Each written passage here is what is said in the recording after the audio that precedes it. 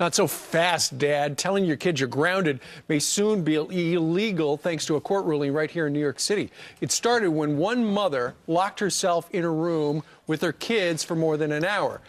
A judge called her actions, quote, bizarre and irrational, but the legal fallout could be much worse. Joining us right now is Fox News legal analyst Peter Johnson, Jr. Parents beware. Good morning. You know, this is an interesting case.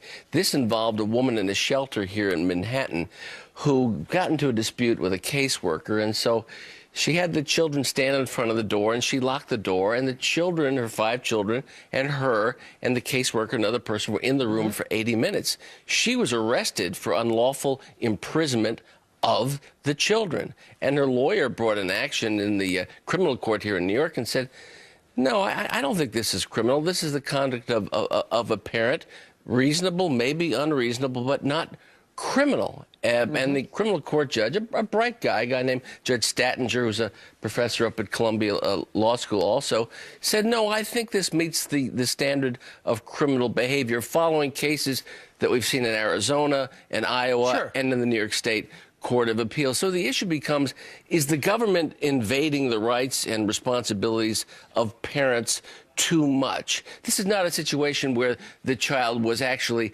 held hostage like other cases or locked in the basement, tied to rusty springs of a mattress, you know, horrible things like that. And so we're beginning to look at that question about government and the rights of parents in this country. I get your concern. You know, you would think that the one or two caseworkers in the room, you know, that might be part of it. I don't, you know, because they were held against that charge was thrown out. Right. Attempted assault on them was actually thrown out by this judge. That would seem like the only charge that would be viable right then, because a parent should be able to do with their children what's reasonable. Yeah, and the question is, in this particular case, is this reasonable? But more and more, the tendency of courts in this country is to impose the will of the government, impose the standards that the government has in terms of how the children are being handled.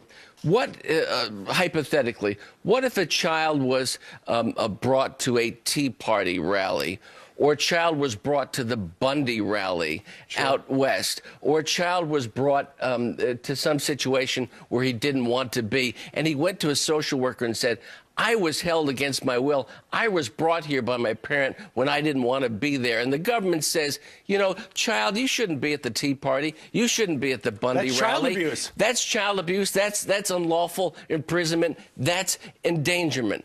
It's a thin line, and the government has to tread really carefully about what is the parental responsibility and what is the governmental responsibility. They're not the same. The government are not the parents of our kids. Now, there was that time we left Blanche and Veronica and Sally and Mary in the car, in the rental car, for 5 or 6 hours with the windows closed. They were 20 years old. That was not a problem.